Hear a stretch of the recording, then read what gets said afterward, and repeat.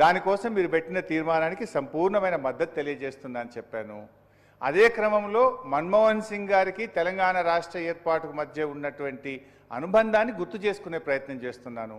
నిజానికి డాక్టర్ మన్మోహన్ సింగ్ గారితో పాటు ఒక అధికారిక సభలో కూడా పాల్గొనే అదృష్టం కూడా నాకు దొరికింది. ఆ రోజు రాష్ట్రంలో రాజశేఖర రెడ్డి గారి క్యాబినెట్లో నేను మంత్రిగా ఉన్నాను. డాక్టర్ మన్మోహన్ సింగ్ గారు సభలో, గీతారెడ్డి గారు లేరు, గీతారెడ్డి గారు, దామోదర్ రాజనరసింహ గారు, మేమందరం కూడా మెదక్లో ఎస్సీ ఎస్టీలకు పట్టాలు పంచేటువంటి కార్యక్రమంలో మన్మోహన్ సింగ్ గారితో పాటు ఆ రోజు ఒక మంత్రిగా నేను వేదిక మీద పాల్పంచుకునే అదృష్టం కూడా నాకు దొరికింది. సో అట్లా డెఫినెట్గా వారితో ఉన్నటువంటి జ్ఞాపకాలు, వారితో ఉన్నటువంటి అనుబంధము, వారితో ఈ రాష్ట్రానికి మా పార్టీకి ఉండేటువంటి అనుబంధాన్ని చెప్పడం ఎట్లా తప్పవుతుంది అధ్యక్ష? మంచినే గుర్తు చేసే ప్రయత్నం చేసుకుంటున్నాం. వారికి ఆత్మశాంతి చేకూరాలి, వారికి ఇంకా మంచి గౌరవం దక్కాలి, చరిత్ర ఉన్నంత కాలం వారి పేరు నిలబడాలన్నదే మా ఆకాంక్ష అధ్యక్ష. అయితే అధ్యక్ష, ఆ రకంగా కేసీఆర్ గారు మరి ఆ పోర్ట్ఫోలియో వదులుకుంటే ఆ రోజు ప్రణబ్ ముఖర్జీ గారు తన ఆత్మకథ కూడా రాశారు. ది కోయలిషన్ ఇయర్స్ అని 10 సంవత్సరాల యూపీఏ పాలన మీద ప్రణబ్ ముఖర్జీ గారు ఒక బుక్ రాశారు అధ్యక్ష. తన బుక్లో కూడా ప్రస్తావించారు, మన్మోహన్ సింగ్ గారి క్యాబినెట్లో కేసీఆర్ గారు 10 సంవత్సరాల పాటు 6 నెలల పాటు శాఖ లేని మంత్రిగా ఉండడం అనేటువంటిది ఆ పుస్తకంలో కూడా ప్రణబ్ ముఖర్జీ గారు కూడా గుర్తు చేశారు అధ్యక్ష.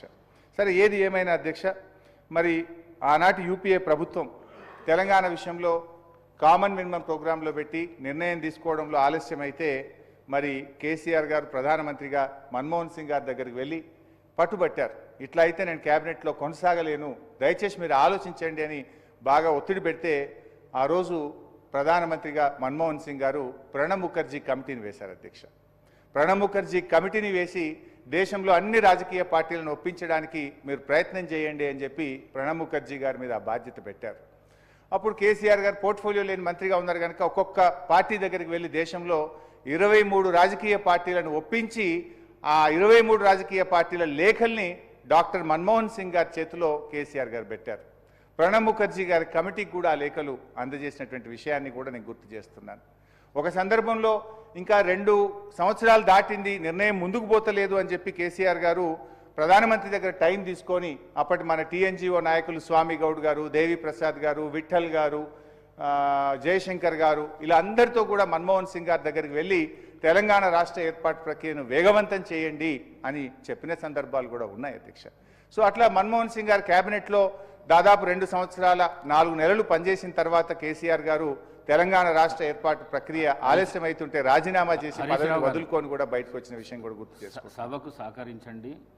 నేను స్పీకర్ గారి మీద నేను స్వయాన కేసీఆర్ గారికి ఫోన్ చేసి సభకు రమ్మని నేను రిక్వెస్ట్ చేసిన. సరిగా ఆ అంశంలోకి పోతే మేము కూడా మాట్లాడాలి సార్. ఈ సభ ఏం గౌరవం ఇచ్చింది సార్? సభలో కేసీఆర్ గారు మాట్లాడుతున్నారండి. సభలాగా నడుస్తలేదు. మీ పిఏసీ చైర్మన్ మీ ఇష్టం నిర్ణయం తీసుకున్నారు. కేసీఆర్ గారిని అడిగి ఆయన గౌరవం ఇచ్చి మీరు పిఏసీ చైర్మన్ నిర్ణయం తీసుకున్నారా?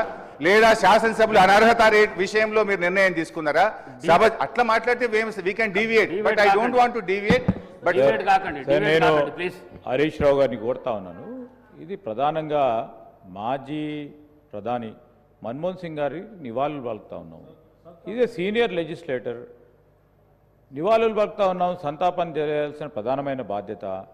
ఈ సందర్భంలో అవసరం లేని చర్చకు దారితీసే అధ్యక్ష, we will never be paying proper respects to the departed soul.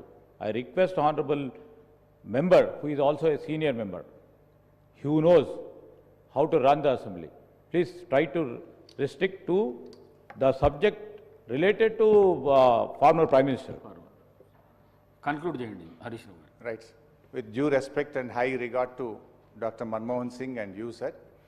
So ఈరోజు తప్పకుండా బీఆర్ఎస్ పార్టీ తరఫున మన్మోహన్ సింగ్ గారికి ఘనమైనటువంటి నివాళులను అర్పిస్తూ వారికి విగ్రహం ఏర్పాటే కాదు, తప్పకుండా మన రాష్ట్రంలో స్కిల్ యూనివర్సిటీకి వారి పేరు పెట్టాలని, భారతరత్న కూడా వారికి ఇవ్వాలని కేంద్ర ప్రభుత్వాన్ని కూడా కోరుతూ, అదేవిధంగా పివి నరసింహారావు గారి ఖ్యాతి కూడా మరింత పెంచే విధంగా కేటీఆర్ గారు ప్రతిపాదించిన విధంగా ఈ తీర్మానంలో కేంద్ర ప్రభుత్వాన్ని ఢిల్లీలో కూడా పీవీ ఘాట్ ఏర్పాటు చేసే విధంగా ఈ తీర్మానంలో దాన్ని కూడా జతపరిచి కేంద్ర ప్రభుత్వాన్ని కోరాలని చెప్పి కోరుతూ, మా డాక్టర్ మన్మోహన్ సింగ్ గారి ఆత్మశాంతి చేకూరాలని వారి కుటుంబ సభ్యులందరికీ బీఆర్ఎస్ పార్టీ తరఫున ప్రగాఢమైనటువంటి సానుభూతిని తెలియజేస్తూ ఈ అవకాశం ఇచ్చినందుకు ధన్యవాదాలు.